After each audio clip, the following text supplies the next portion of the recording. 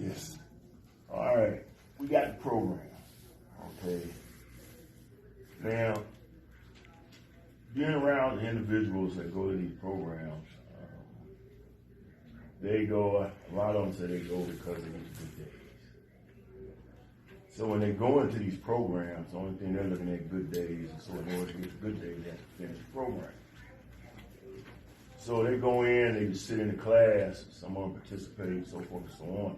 Then after they get their good days and the program is over with, what I see is these same individuals, some of these individuals go right back to their drug habits.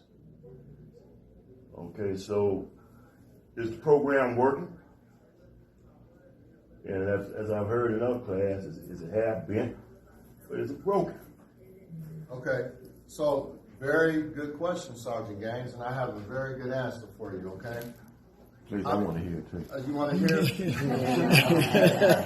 it? Okay, so he's saying people engage in programs and services, they get the good days, they get the carrot that we're waving, the thing that we're using to motivate them to engage in the programs, and once the program is over, then they go back to their old behavior. Or sometimes they even fall out of the program in the middle of the program because they've engaged in that behavior and they have to go to transitional programming unit, things like that. So here's the thing.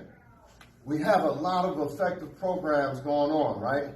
But often we have people who engage in programs, for example, in recovery services, they come into a group room and they engage in the change process and they talk about things that are like very deep in their heart, and they talk about all the traumatic experiences and they talk about the people they've hurt and the things that they've done, but then they have to go back to the unit and they have to turn back into T-Bone or whoever they know to be.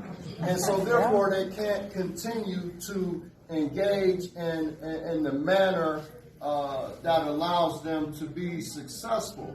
So as much as possible, as a person in recovery services, you know what I like to do? I have a reputation for trying to build recovery communities inside prisons, okay? Having dormitories that have people that are engaged in programs and things like that.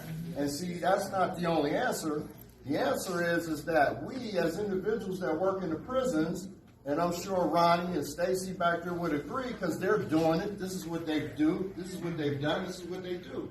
We have to create a culture that says it's okay for you to not be T-boned. We have to create a culture that even impacts the other staff that says it's okay for this person to not be T-boned. And you know we have some environments that's very challenging to do. We have environments where people can't even be changed, not just because of the peers that they're surrounded by, but sometimes the staff even have to be impacted. You know, I mean, this is just the reality. This is the reality of prison.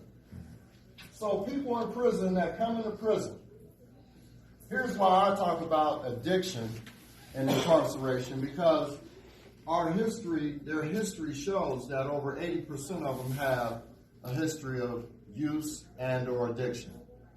Okay? We're talking about this opiate epidemic that you keep hearing about all the time.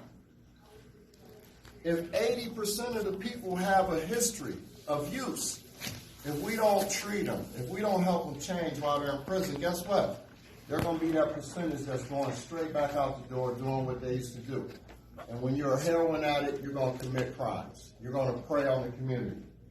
We see that 8% of them have a minimal need for treatment, 9% have a moderate need, 50% have a considerable need. What that means is these